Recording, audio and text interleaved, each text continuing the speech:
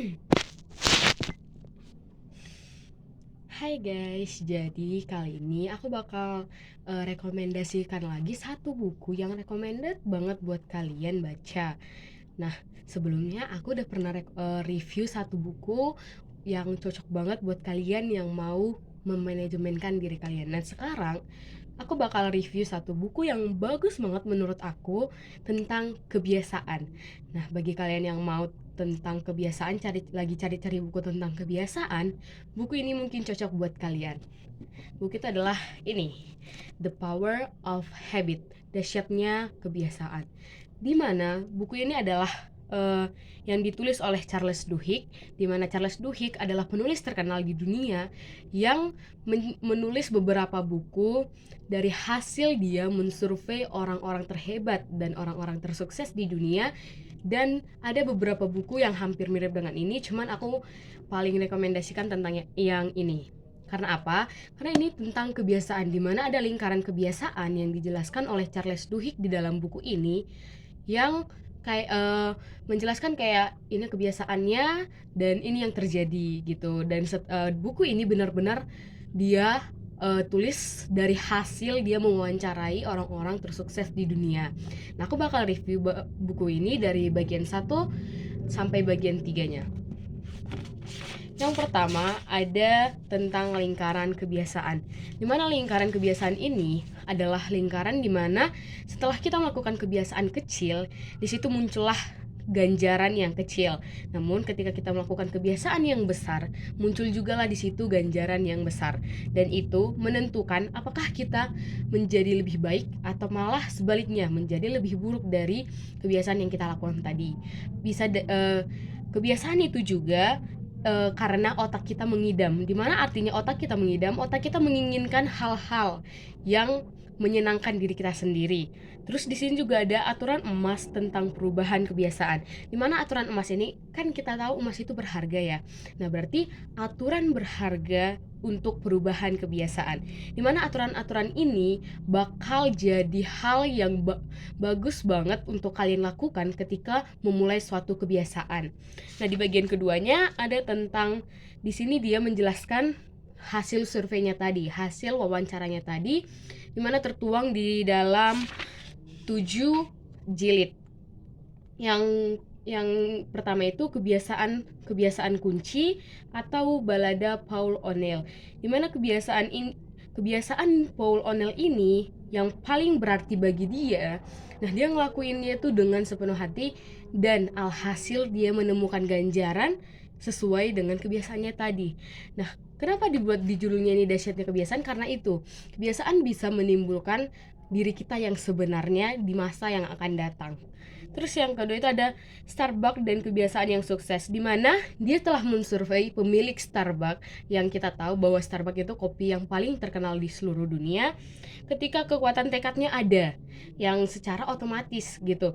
Karena ketika kekuatan tekad kita itu ada, niat kita itu ada, dan kita melakukan kebiasaan tersebut, itu maka akan menjadi sebuah kebiasaan di mana yang awalnya kita niat dan akhirnya itu hasilnya juga bakal niat, ganjarannya itu adalah hal niat tersebut gitu.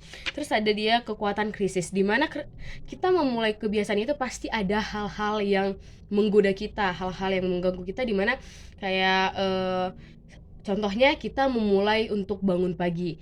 Nah, kita udah masang alarm nih, oh aku harus bangun jam 5, aku harus ini kegiatan pagi itu harus rutinitas khusus buat diriku sendiri. Cuman ada dia godaan-godaan di mana kayak yaudahlah, di snooze dulu 5 menit lagi, jadi jam 5:05 gitu. Terus ada lagi setelah bunyi alarm lagi di snooze lagi. Karena apa? Godaan tadi, godaan di mana perasaan kita kayak masih udah mau tidur, padahal pikiran kita tahu gitu, oh ini udah jam 5, harusnya udah bangun, kan udah rencanain kemarin gitu. Cuman karena godaan dari dalam diri kita kayak udahlah 5 menit aja, tanggung. Lama-lama 5 menit yang akhirnya kita jadi bangun jam 6. Dan di situ kebiasaan yang tadi kita mulai dari awal itu sebenarnya niat, cuman karena kurangnya tadi itu kuatnya krisis yang kita alami tadi, krisis itu dalam arti godaan-godaannya itu, nah kita tertarik tuh ke situ. Nah jadi kita harus benar-benar pintar, kita memang harus menghadapi krisis tersebut. Cuman kita yang menentukan gimana kita cara menghadapinya, dan kita harus tahu apa nanti setelah aku memilih untuk ini caraku untuk menanggulangi krisis ini, dan itulah hasil yang engkau dapatkan nanti di akhirnya. Terus yang terakhir itu ada di bagaimana target tahu apa yang Anda inginkan sebelum Anda sendiri tahu. Di sini aku agak sulit mengerti, kayak bagaimana target tahu apa yang Anda inginkan. Ya, nah itu artinya gimana kalau contoh nih bangun pagi kan. Gimana bangun paginya tahu kalau kita sendiri aja belum tahu gitu, kita bisa atau enggak gitu. Karena kalau kita aja nggak percaya buat diri kita sendiri, gimana orang lain memberikan kita kepercayaan gitu ibaratnya. Jadi sebelum target kita tahu, kita harus lebih tahu duluan gitu. Jadi kita lebih, oh udah aku langsung bangun pagi, targetku itu bangun pagi, dan aku udah tahu gimana caranya buat bangun pagi gitu. Nah ya itu tadi, karena kita udah tahu sendiri gitu, udah sendiri, kita itu tahu, nah target kita jadi kayak, oh berarti dia ada gitu, berarti dia target kita itu tahu kalau uh, kita itu mau bangun pagi. Jadi kayak lebih ke memperkirakan gitu, kalau aku bangun pagi aku gini gini gini gini, dan itu harus udah kita targetin. Makanya itu harus kita targetin, karena kita tahu target kita, makanya target itu tahu dengan kita gitu. Terus yang bagian terakhir itu ada bagaimana pergerakan terjadi. Nah setelah target kita itu tadi tahu, nah itu di situ terjadilah pergerakan. Target ibaratkan kita merencanakan. Nah setelah kita merencanakan, bagaimana pergerakannya yang bakal terjadi nantinya gitu. Aku bakal mempermudah kalimat-kalimatnya, karena jujur aku bilang buku ini punya bahasa yang agak sulit buat dimengerti, dan setiap bahasanya itu menggunakan bahasa-bahasa yang sulit buat kita telaah. Jadi kita harus telaah satu persatu kalimatnya gitu, dan kita harus membaca per kalimat dan mengulang-ulang gitu. Jadi aku bakal mempermudah aja buat kalian yang mau baca buku ini. Aku mempermudah supaya kalian mengerti gitu. Terus yang tadi lanjut lagi, bagaimana pergerakan terjadi. Nah di situ setelah kita target tadi udah merencanakan, oh targetku ini, targetnya udah tahu, rencananya udah tahu, kita harus apa, kita bagaimana pergerakannya terjadi. Apakah pergerakannya itu lambat, atau pergerakannya itu cepat, atau malah pergerakannya itu sama sekali berhenti, nggak ada pergerakan. Nah disitulah kita harus sadar, apakah pergerakannya yang tadi aku bilang itu jalan cepat, lambat, ataupun tidak sama sekali. Nah di situ kalaupun kita berjalan dengan lambat, pergerakannya itu lambat, itu nggak apa-apa. Yang penting lambat, lambat, lambat, nanti bakal jadi kebiasaan yang cepat gitu. Sementara kalau kita melakukan kebiasaannya itu cepat, maka cepat juga buat kita lupa untuk sesuatu hal itu. Jangan memaksakan diri untuk melakukan kebiasaan yang tidak engkau senangi gitu kan. Terus yang terakhir itu di bagian ketiga ini, apakah kita bertanggung jawab atas kebiasaan kita? Nah disinilah setelah kita menarget, setelah kita melakukan pergerakan tadi, disinilah kita tahu apakah kita udah bertanggung jawab dengan kebiasaan kita. Contoh nih, kebiasaan kita tadi bangun pagi nih yang udah aku contohin. Nah kita udah bangun pagi, dan kita harus bertanggung jawab gitu. Kalau kita udah bangun pagi, kita udah ngerencanain dengan baik itu bangun paginya, berarti kita bakal nerima, kita bertanggung jawab dari bangun pagi kita tadi. Nah contoh, kita nggak terlambat ke sekolah gitu kan, nah kita harus bertanggung jawab karena apa, kita nggak terlambat ke sekolah gitu kan. Sebaliknya kalau kita nggak bisa melakukan target yang tadi yang kita rencanakan, dan pergerakannya sama sekali tidak ada, nah disitulah kau harus bertanggung jawab dengan ganjaran yang telah kau perbuat gitu.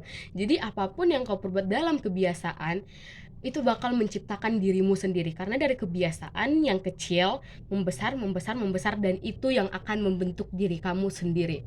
Nah buku ini benar-benar aku suka banget. Cuman yang aku tadi bilang itu, aku saranin sih kalimat-kalimat yang digunakannya itu harusnya lebih halus, lebih lembut, lebih mudah dipahami, dan lebih dia formal. Cuman dia formal, cuman dia formalnya yang santai gitu, jangan yang formal banget sampai kata-katanya harus ditelaah demi kata gitu. Maunya kan kalau kita baca buku kita santai, kita setiap kalimatnya kita langsung mengerti. Itu aja sih kalau buat kritik buku ini. Tapi selebihnya aku bagus banget karena kayak menciptakan suatu kebiasaan di mana kita diajarkan di sini kayak kalau kamu melakukan ini ada ini prosesnya dan nanti ganjarannya yang bakal seperti ini. Itu yang aku dapat dari buku ini, dan banyak lagi insight yang mungkin nggak bisa aku sampaikan di sekarang. Cuman kalau kalian mau baca buku ini juga pasti kalian dapat insight baru yang mungkin luar biasanya daripada yang aku dapat. Dan mungkin setiap orang beda pendapat, dan mungkin insightmu yang lebih bagus daripada yang aku dapat. Oke? Semoga bermanfaat ya konten yang aku berikan kepada kalian, dan semoga kalian rajin-rajin baca buku, dan kedepannya kita lebih bisa melakukan kebiasaan-kebiasaan yang baik untuk menimbulkan diri kita yang baik dan membentuk diri kita menjadi lebih baik. Oke?